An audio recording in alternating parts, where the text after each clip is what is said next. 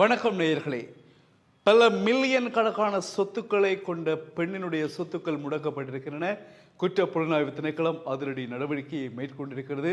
என்ன காரணம், இவருடைய சொத்து மதிப்புகள் என்னென்ன என்ற விடயத்தை இந்த தகவலூடாக பார்க்கலாம்.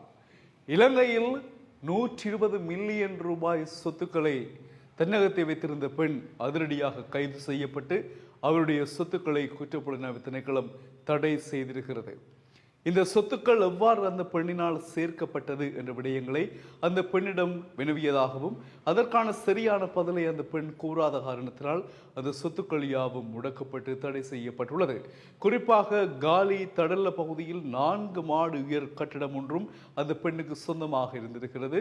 அது மட்டுமில்லாமல் அக்மீமென பிரதேசத்தில் 1.5 ஏக்கரில் மிளகு மற்றும் தேயிலை காணிகள் இருந்ததாகவும் அந்த பயிற்சியகம் மூலமும் நாளாந்தம் வருமானங்களை அந்த பெண் ஈட்டிக் கொண்டிருந்ததாகவும் இவ்வாறு இலங்கையின் பல பிரதேசங்களில் இந்த பெண்ணுக்கு வீடுகள் பல சொந்தமாக இருப்பதாகவும் குறிப்பிடப்படுகிறது. காலி பிரதேசத்தைச் சேர்ந்த இந்த பெண்ணிடம் இந்த சொத்துக்கள் எவ்வாறு வந்தன என்பது தொடர்பான விரிவான விசாரணைகளை மேற்கொள்வதற்காக குற்றப்புலனாய்வு திணைக்களம் அந்த பெண்ணை கைது செய்திருப்பதாக தெரிவிக்கப்படுகிறது. உடனடியாக அமலுக்கு வரும் வகையில் இவருடைய சொத்துக்கள் முடக்கப்படுவதாகவும் அறிவிக்கப்பட்டிருக்கிறது. குறிப்பாக இந்த சொத்துக்கள் எவ்வாறு இவர்களிடம் வருகிறது என்பது இப்பொழுது ஆச்சரியமாக இருந்தாலும் வெளிப்படையாக பலர் கூறுவது போதைப் பொருட்களை விற்பனை செய்கின்ற கும்பல்களால் இந்த பணங்கள் இவர்களிடம் வரலாம். ஏனென்றால் சில மாதங்களுக்கு முன்பதாக கொழும்பு கல்கிஸ்ஸை பகுதியில் ஒரு யாசகர், முதியவர் ஒருவர் யாசகராக இருக்கக்கூடியவர், அவரிடம் இருந்த சொத்து மதிப்புகள் ஏராளம். அவருடைய கணக்கில், வங்கி கணக்கில் பல கோடி ரூபாய்கள் இருந்தன. அவரை விசாரித்த பொழுது அவர் சொன்ன விடயம், என்னுடைய கணக்கை வாங்கிய ஒரு நபர் தான் அதில் பணத்தை போட்டுக் கொண்டிருக்கின்றார். அந்த நபர் தொடர்பான விசாரணைகளை மேற்கொண்ட பொழுது அவர் பிரபலமான ஒரு போதைப் பொருள் வர்த்தகர், வெளிநாட்டில் இருந்து செயற்படுபவர். அவர்தான் இந்த பணங்களை அந்த முதியவருக்கு, யாசகராக இருக்கக்கூடிய முதியவருக்கு வங்கி கணக்கில் போட்டு வந்துள்ளார்.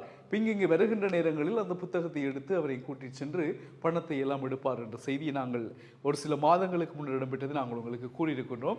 எனவே இவ்வாறான செயற்பாடுகள் மூலமாக, போதை வர்த்தகம் மூலமாக இந்த பணங்கள், செல்வங்கள், சொத்து அந்த பெண்ணினால் ஈட்டப்பட்டதா அல்லது வேறு விதமாக ஏதாவது என்ன மாதிரியான முறையில் 120க்கு மேற்பட்ட மில்லியன் ரூபாய்கள் அந்த பெண்ணிடம் இருந்ததற்குரிய காரணம் என்ன, எவ்வாறு வந்தது, அது ஒரு பெரிய அதிர்ச்சிகரமாக இருப்பதாக குற்றப்புலனாய்வு திணைக்களம் தெரிவித்திருக்கிறது.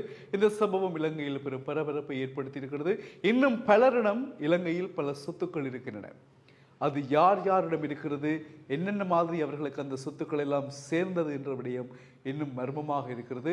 தொடர்ச்சியான விசாரணைகள், தேடுதல்களில் சில வேளைகளில் அவர்களும் மாட்டிக்கொள்ளலாம். எனவே இது ஒரு வெளிப்படையான, விழிப்புணர்வான செய்தி. ஏனென்றால் உங்களிடம் இருக்கின்ற சொத்துக்கள் எவ்வாறு வந்தது என்கின்ற தரவுகள் நிச்சயமாக உங்களிடம் இருக்க வேண்டும். அதுதான் இலங்கையினுடைய சட்டம். இல்லை என்றால் அவை பொதுவுடைமையாக்கப்பட்டு முடக்கப்படும் என்பதில் மாற்றமில்லை. தொடர்ந்து இணைந்திருங்கள் செய்திகளுக்காக டியூப் தமிழுடன். வணக்கம் நேயர்களே.